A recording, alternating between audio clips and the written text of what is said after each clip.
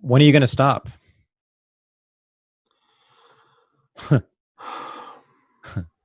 What do you want? And when are you going to stop? Well, I can't tell you. I, I just don't know I know. because I've evolved into a spokesperson Yeah. for this. Um, I know I had a teleconference this morning with representative from Blake's family and some other coalitions this morning. I I just can't tell you. I just don't know. I mean, number one, I am fighting for justice for my son. Mm-hmm. And I assure you that I am not backing down on that, and I'm not going to let a corrupt police department allow somebody to murder him without being held accountable. So Mm-hmm. that's one thing that I'm doing. But also, I do appreciate. I was a public servant. I do appreciate law enforcement, and I know they have a critical job, and changing things and making them better will gives me some level of satisfaction. So I don't know. I had a conversation with Jesse Jackson Sr. yesterday. Huh. He's 80 years old. He's Yeah. got Parkinson's disease, Yeah. and he's still fighting for civil rights. Huh. I was so impressed by that. So I might be the same way. I might be 80 years old with. I mean, I'm limping now because I need knee replacement surgery. So I have no idea. But Let me ask you this. Now that you raised Jesse Jackson, a person I campaigned for in 1984 and 1988 when I was a college student. But I am really happy that Jesse reached out to you. I was going to ask you, has anyone sort of associated in any way with Black Lives Matter reached out to you and asked you to serve as a speaker or a spokesperson or anything? and you're going to find this very interesting. Mm-hmm.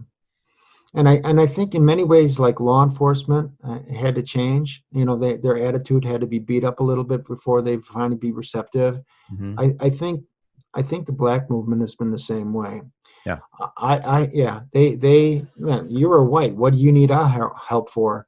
I reached out to Oprah. I Mm. reached out to Al Sharpton. I've reached out to Constant Rice. I even offered Constance Rice, Condoleezza Rice's, Condoleezza Rice.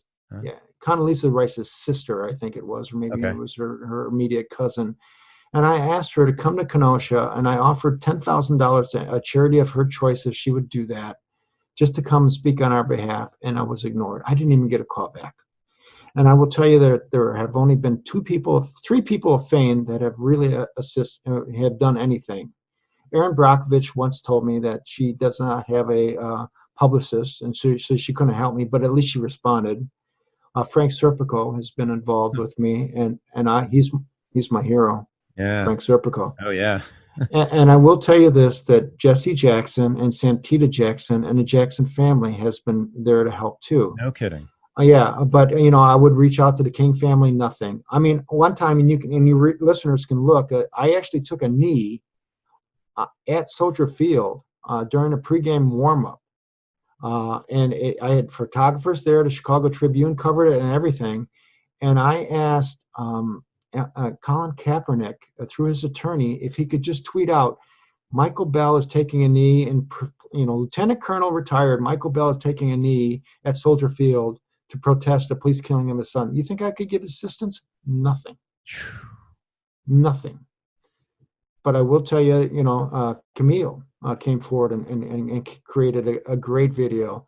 Vice News was here last week.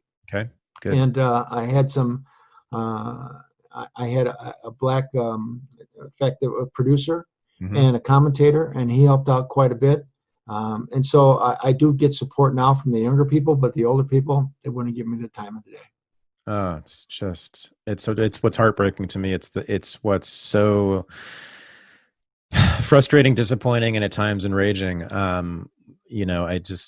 White people are killed by the police in dubious circumstances almost every day. Horrible circumstances, similar to your son. Some cases even worse. So that's hard to, it's hard to believe, but it's true. And they're routinely ignored. And if we're going to get the kind of reform that you've been fighting for 16 years nationwide, and more reforms, because that's just the beginning. I'm sure we need even more than that. As I said, we are going to need people of all colors, because people of all colors are getting killed and incarcerated at rates that they shouldn't. 1,000 people a year. Now, many of them were armed, and many of them were charging at cops with guns, and probably those were good shoots in most cases. But there are many who were not, or at least dubious. And we're not going to. Go ahead. There's a term that you're talking about, and it's called mistake of fact or use of force error. Okay. It's when you misinterpret something that's lethal that wasn't lethal. And this National Transportation Safety Board that we're looking for, this Police and Community Safety Board, it would take a look at those use of force errors and say, why did we make an error there, and let's reduce that. Right. And so it's a big deal. It's a huge deal. It's a huge deal. It would transform the game. Yes. Well, Sir Michael, I thank you for coming on. I am absolutely honored, and I just thank you on the behalf of all of us out here who it turns out are all vulnerable to the police. Thank you for doing so much to make us all safer. I mean, that's what you've gotten justice for your son, but in doing so, you've made this world that we live in, that I live in, people who look like me and my son safer. And you're continuing to do so. So you're a hero to me. Well, thank you so much. And you have a duty here. You have to get this message out. You have to get it out there and let people hear this, so that way their attitude changes. So that's your duty here. Trust me, my friend. That is exactly what I'm doing. This is just the beginning for me too. And I hope to maybe see you again soon. We should do more together. Okay. I would love to. Thank you, Michael. And have a great day, and have a great rest of your life. You deserve it.